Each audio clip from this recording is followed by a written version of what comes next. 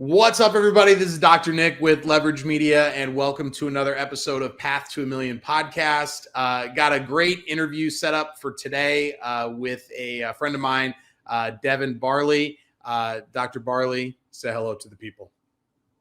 Hey, everybody. How are we doing? Good. So Dr. Barley is a chiropractor in Rhode Island. He is my only friend in Rhode Island, turns out. And he is coming up on his 1-year anniversary, and he's been a client with Leverage Media. I think pretty much when we launched with you, right? If I remember correctly. Yeah, 100%. Yep. And so we've known each other for about a year, and he has just been super successful. And so I thought it would be real valuable for, people that are coming out of school, people that are thinking about going out on their own, to just hear like a success story and hear like what's happening right now. Because sometimes when I interview people, I talk to them about how they got started and how they went from 0 to 250,000 in a year and 250 to 500. But that might have happened 20 years ago. Well, for all of us that went through practice in 2020 and 2021, the post-COVID world is very different than the pre-COVID world in terms of a chiropractic practice. So I thought this would be super valuable. What is happening right now in the first year of practice for somebody who is absolutely crushing it? So Devon, I appreciate you being on, and let's hop right into it. All right. Sounds good. All righty. So the way I thought that we could kind of structure this is basically break down your first year in kind of 3-month chunks. And like, what was it that you learned, what worked, what didn't work in each one of those time periods? But before we get into it, if you could guide and just give like a little bit of background, when you graduated, where you went to school, I think like, the relationship with your dad, just kind of explaining that, and just kind of let people know like where you're coming from. 100%. Yeah. So I grew up in a chiropractic family. My dad has been a chiropractor for the past 35 plus years. So I always like to say, he Miyagi'd me, where it was just part of my lifestyle, part of my life. And when I was going to school, I always knew that I wanted to be in the medical field, and to the point that I was even thinking about going to medical school. And when it came time to understand what that degree meant, I realized that some of those things weren't necessarily ingrained in me or true to me. So I went down to Life University with my dad. It was a great experience to be able to, tour the school and just kind of go through his old stomping grounds. And, I realized that it was the place for me. So I ended up going down to Life University near Atlanta, Georgia, and ended up graduating in 2018, May of 2018. And, all throughout school, my dad always harped on this, and I got to give him credit for this. School will teach you the basics, the techniques, but they're not going to teach you how to do the best thing for people, how to deliver that value and to run a business. So all throughout school, they call it, you have 2 curriculums. So I had the chiropractic side at school, but I also was doing all kinds of technique adjusting and business mentoring, so that when I came out of school, I would be able to help him, because my plan was actually to go into his practice and help grow that practice from the massive practice that he had already built. Yeah. And like growing up in a successful chiropractic, because I think last time we talked, we kind of touched on this, but I feel like sometimes, like for me, like I'd never been to a chiropractor before I went to chiropractic school. So I had no like frame of reference of, whether chiropractic was a good business or a bad business or, mediocre. I didn't have any real clue. You, though, saw somebody being successful. And I almost feel like that's why I wanted to do this interview, because I feel like, when you see, at least this is the way I am, if I see somebody was able to accomplish something, then that means that it's possible. Like it means that I could do it if I just like worked hard enough, or I was smart enough, or, I got the breaks or whatever, but at least it's possible. So I think it's important to like not always think that you have to like grow slowly. You have to like struggle for your first 3 years because the 5 friends that you had in chiropractic school, they're struggling, right? So I like to like put the spotlight on people that just kind of like go off like a rocket. And I think, just a, kind of almost like an expectation of, yeah, you're successful with a chiropractic office because that's what you grew up with. and that's just kind of like what you knew, versus having some like inferiority complex of like, and thinking that there's some valor in struggling along for the first few years? So yeah, if I can be completely honest with you, I grew up really, really well off because of my dad. That I knew it was possible. And, you know, not to make me sound entitled, but I went to private school 4 years. I had my college education paid for, and all of this was done by adjusting people. So for me, I never saw the side of chiropractic with somebody struggling. I never even saw that as an option. So when I transitioned into my own practice, failure or failure to launch or being slow out of the gate, that was never an option. I had the bar set from early on, and I knew that this thing was going to be successful. And it's because, you know, my dad, granted, did he work long hours? Absolutely. Did he put the thing on his back to make it successful? 100%. But I didn't know anything else. All I knew was successful chiropractic practice. And so I can tell you there hasn't been a single second spent where I was wondering if I was going to be spinning my wheels or struggling. I knew you have to have that confidence to know that you're going to be successful out of the gate. Yeah.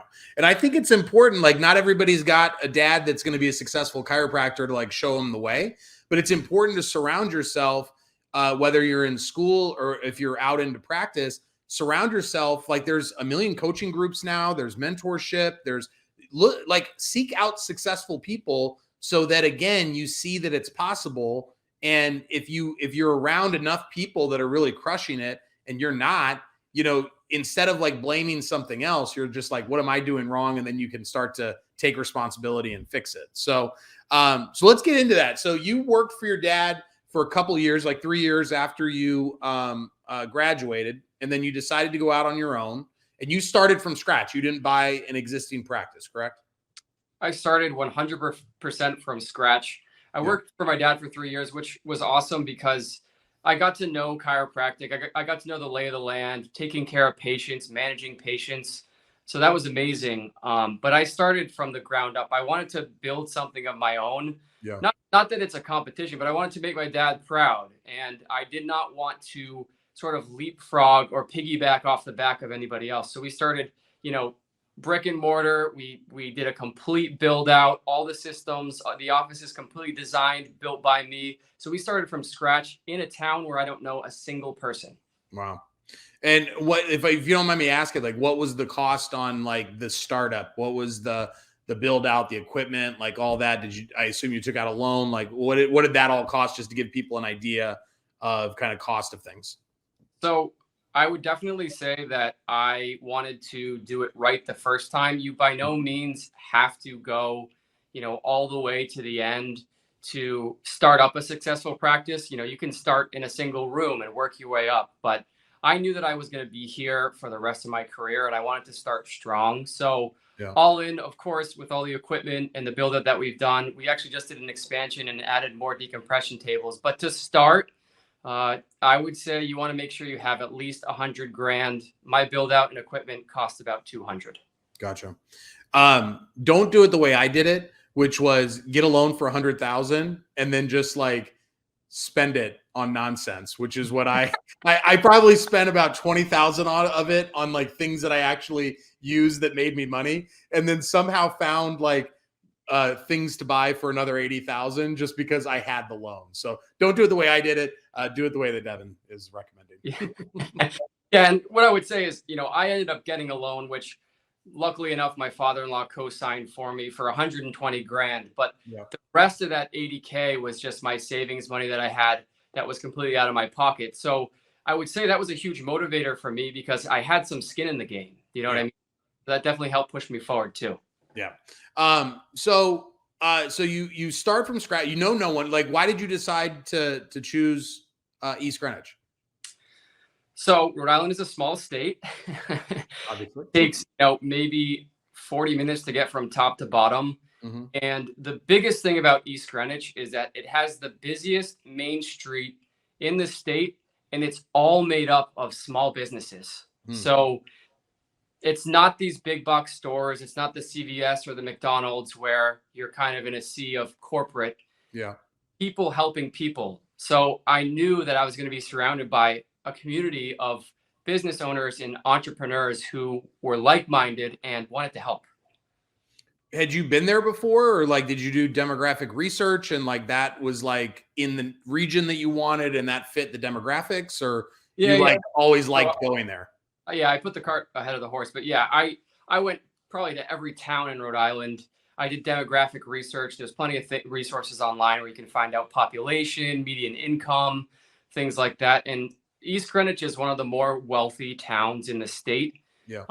And there also was a good sphere for me to be able to help the most people. It's a really busy town. Mm-hmm. So before I even opened, I went town to town. I was like, oh no, this town's, some podunk Hickville town. That's not going to work. Although there are plenty of chiropractors crushing it in those towns too. Yeah. But I definitely did my market research before I just opened my doors. Yeah. What were, I guess, maybe like the three like key metrics that you were looking for when it came to that market research? Yep. Population density per area. Mm-hmm. Number one. Two was median income. So the Northeast, the median income is higher, but in East Greenwich itself, it's over 100,000. Mm-hmm.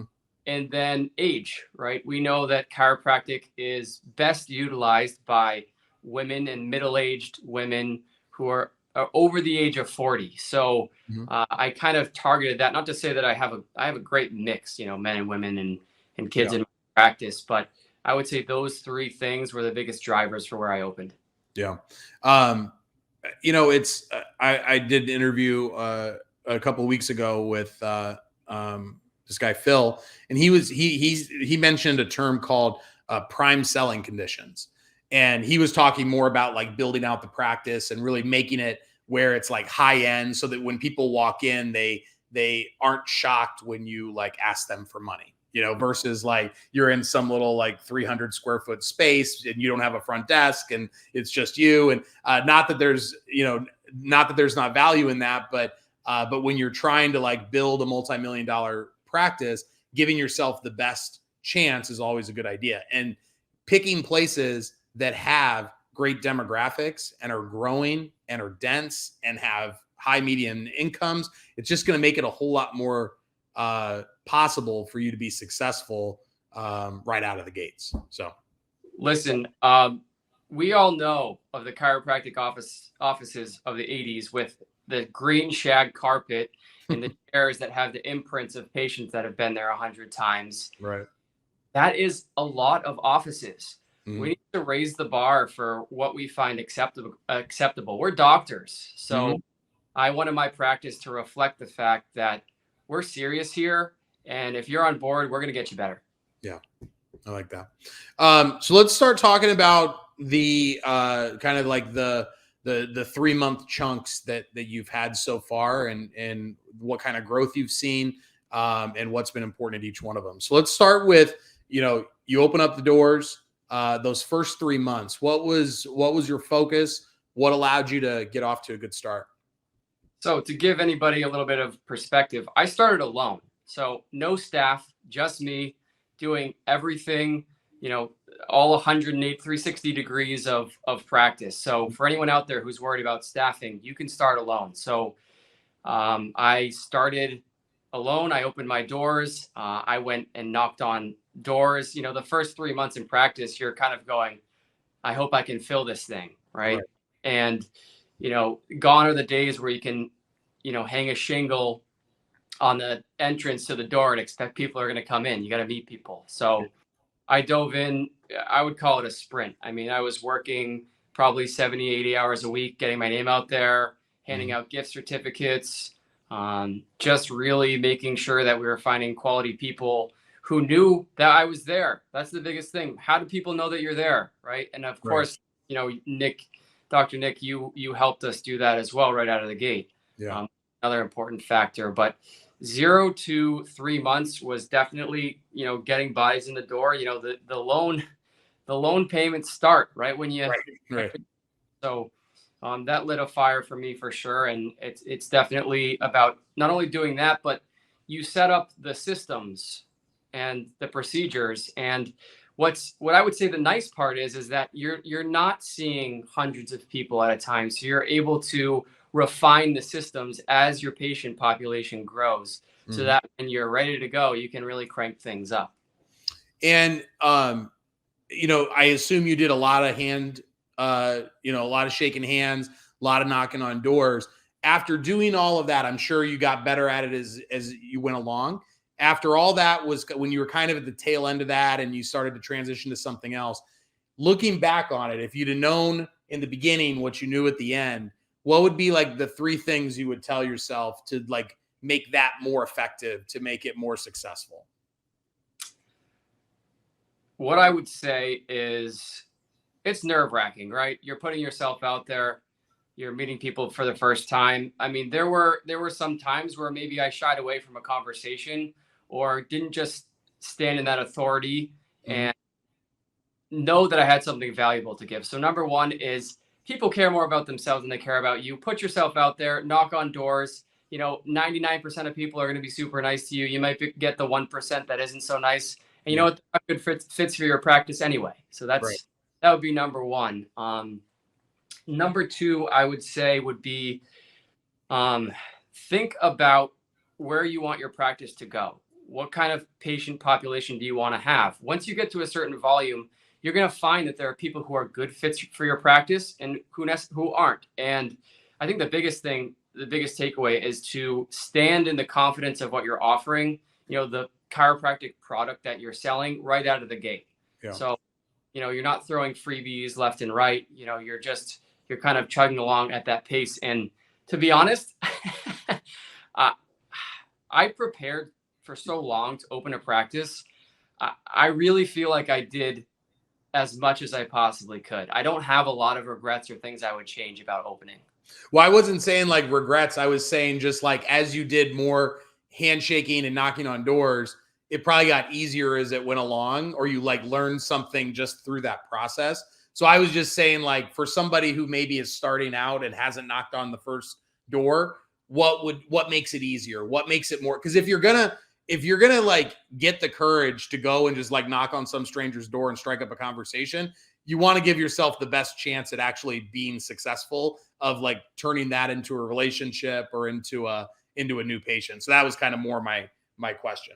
Gotcha. So perfect. So for a small example, you know, there are maybe 200 businesses along Main Street. What I did before I met anyone was I joined the Main Street Association and the East Greenwich Chamber of Commerce. That's my town. Right. So the introduction to the conversation is, hey, I'm your new neighbor. I just opened a practice. I'm part of the association. I just wanted to get to know you. Here's a card, some information about my practice. If you know anyone who's looking for a chiropractor, send them my way. Right. Yeah. Those reps, every single time you do it, it makes it easier. And the other thing that I would say with that is schedule times to go out. So don't just say, I'm going to go out today. Yeah. Because 9 times out of 10, you'll get roped into the opening of the practice and you're scared to go out, so you won't do it. Right. Right. Have a hard number, have a goal. Hey, I'm going to talk to 20 people today. Yeah. Right. Not going to leave until I do. And, you know, I don't do any screening now, which has been awesome, because you know how screenings can be. But I would say if you are still in school, those screenings are a fantastic way to approach a total stranger and educate them about chiropractic and kind of getting those reps in. That definitely made it way easier for me when I was opening. Got it. One thing that you said about, I don't know if you were saying this exactly, but basically like being confident in what you're selling and be willing to like turn people away. I think you were saying that once you got to a certain level, you can start to like kind of pick and choose what type of demographic you're trying to attract. And, you know, I find that not only when I was in practice, well, I never got busy enough in practice to really feel that way, but with leverage, I'm finally to a point where we're as busy as I would like to be, and we could always grow more. But just this week, you know, I turned somebody away that would have said yes if I would have just kind of like gone along with the thing that was the piece of conflict. But I was just like, you know what? Like I'm trying to get better about only accepting those clients that I know from the get-go are going to be good. That person might have turned into a good client, but I had some reservations in that first phone call. And so instead of like pushing it and just being like, we'll figure it out, it's like, we're good right now. We don't need to like reach. And so I think that if you can start with that, if you're willing to walk away, basically to make a sale, sometimes you got to be willing to walk away from the sale. And that's what gives you the confidence that people are like looking to follow. I think I do need to clarify. My point is, don't distill your value, right? You want to have that value instilled in you and the people you attract from the get-go, because that's what's going to build your practice. Sure. And of course, we have those people who aren't the right fit. I'm sure, Dr. Nick, you've heard this saying before: the needs of the many outweigh the needs of the few. Mm-hmm. And 9 times out of 10, when you make those concessions with patients, when you know that you know what the best thing is for them, and you're making some concessions, 9 times out of 10, they're going to disappoint you down the road, and they're going to disappoint themselves, and they're not going to get the result. And then they'll say, I went to the chiropractor and it didn't work. Right. So definitely don't distill your worth and your value, especially right out of the gate. Yeah. Shoot, what was I going to say? Oh, and the other thing is you started from opening with coaching, correct? Yeah, 100%. So I started about a year before I opened with coaching, knowing that this was going to be something that I wanted to do. Yeah. I would say the benefit that COVID provided was a lot of us weren't as busy. So it gave me the opportunity and time to think about, how do I set myself up for success? Mm-hmm. I found you, Dr. Nick, through this podcast, which is interesting. So I knew that coaching coupled with amazing, phenomenal content marketing right out of the gate. Yeah. I didn't want any question marks. I didn't want to go, hey, how do I figure this out? How do I do this? And of course, you have that along the way in practice, but I wanted a recipe that was designed for my best chance of success. Yeah. Normally we don't take on clients that are launching, just because I worry that, if things don't go perfect, that they're going to be losing sleep at night and whatever. And I only take clients on that are launching that I have like a good, and it's just kind of like a gut feeling of like people that I think are going to be successful. And I've yet to be wrong about it. And you definitely had that vibe of like, you just wanted to do it right from the beginning. Like you understood, because a lot of times, like I'll get on strategy calls, I'll lay it all out for them. They will agree with me 100%, but they just can't get over the fear of like pulling the trigger, saying yes. Right. And I think that there's a wisdom in that to like you started getting coaching a year before you even had an office. You like basically hit the fast forward button in terms of marketing from the jump, instead of being like, well, when I make this much, then I will do that. It's like, well, why wouldn't I just do it now? Like basically act as if, and then you'll become what you're hoping to become a whole lot faster. Backwards thinking. Yeah. 100%. Yeah. 100%. So give me an idea of, so you started out from 0, obviously. At the end of those 3 months, do you remember like what level you were at, like collections per month on that third month, like just to get an idea of how quickly you were growing?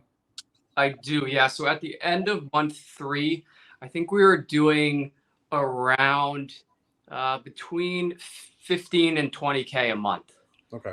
So you're like in the first couple of months, again, you're by yourself, there's the overhead of the practice, but you're starting to make a living. Like you're paying yourself, you're able to pay your bills. And now it's kind of like giving yourself the platform to go to the next step. Yeah. So we were, after the first month in practice, we were profitable. Great. And when I did my business taxes at the end of the year, and I only opened in August, I had to pay some tax because we were profitable. I don't know why people, I mean, I get that people don't want to pay more tax than they have to, but I like paying taxes because I remember the times when I wasn't paying taxes and it meant that I was making no money. So it was like this, I never get too upset when I have to stroke those tax checks. It goes both ways, but the cool part in practice is once you get over that, 10K hump, and you're on the right track, every month you start to see just the practice grow. And so for me, it's not like I said, I have a little money in the bank, I'm going to start paying myself. I wasn't paying myself anything. I was reinvesting into the business, reinvesting into marketing, investing into hiring good help. Yeah. I think a lot of these docs coming out start to see a paycheck for the first time, right? You're so used to being broke for so long. Right. Cool. And then you have these loans when you come out. But you got to remember, you have a whole bunch of debt behind you. And I know that this practice is going to provide a living for me for the rest of my life. I can wait to reinvest in the business and make sure that it's going to be the most successful possible. Yeah. When did you hire the first employee? So I remember this exactly. So I think we were seeing, I got up to like 50 patients a week alone. And I remember I got to this point where I was like, I can't keep doing this, Mm-hmm. you know, 50 people. But when you're answering phones and scheduling people and, and taking x-rays, you know, 50 people ends up being a lot. And I said, I can't keep doing this. So I want to say it was maybe 2 months in, no, 6 weeks in. Yeah. And I'm going to be honest, I got super lucky. I hired an absolute rock star. So she started with me from the beginning, and, you know, I treat my employees. I know that they want to grow with me, right? So we have bonus structures in place and things like that. And she's 100% on board. So she's going to be taking on our billing. If we keep going the way we're going, we may open another practice, and she'll kind of ascend to practice manager. So Alexa, like Amazon Alexa, she hates that if she hears this, by the way. But she's been absolutely phenomenal in the practice. Well, my first hire had a drug problem, so I recommend going Devon's way of hiring the rock star right away and not waiting like 10 years in practice to hire the rock star. So yeah. I mean, you know, I don't want to say that it wasn't all hard work, because it all was hard work, but you do get those breaks too. I consider myself pretty lucky for having found her. So that's, trust me, like all of my great hires are pure luck. Like I just happened to say yes to an obviously good hire. It's just, if you can avoid the drug problem hires, those are always a good place to start. I would avoid that. Yep. Yeah, avoid that. All right. So that next set, so 3 to 6 months, you've got that base flow of patients coming, you're making money, you've got your help. What's that next step? What was important in that next chunk of time? So the next chunk of time, again, is really working to grow the business. As you start getting busier, you have to understand, chiropractors, if you own your own business, you wear 3 hats, right? You're a chiropractor, you're a business owner, and you're a marketer. Mm-hmm. So balancing being able to delegate some of these tasks so that you're focusing and you're prioritizing the high priority things that you know are going to grow the practice. So that's promoting, that's getting referrals, that's making sure that your content marketing is on track. And then for us, you know, again, we ascended kind of quickly, but we also were talking. So I was working 6 days a week. I was working Monday through Saturday. So that 3 to 6 month time, you know, especially towards the end of the 6 months, me and my staff were going, we can't keep burning at this rate, you know. Yeah. We were feeling a little burnt out. So we reeled back some of the days. So we took away Saturday, which when you're starting out, you're going, oh my gosh, it's less time for patients. But when you compress and you create that vacuum, office is even busier. It attracts more patients. So we actually, by taking away that day, ended up growing in that time. Got it. When I had my 2 practices, I worked 3 days a week in each. And so it was Monday, Wednesday, Friday in one, and Tuesday, Thursday, Saturday morning in the other. And you're right, man. When it's you, that's 6 days a week. Boy, it like wears you down. It is tough. Like getting 1 day to yourself and like you can't like travel anywhere. It is a grind for sure. I love Saturday hours because I feel like people really like to utilize those, but I think you can maybe save that for when you got some other hands to help out there.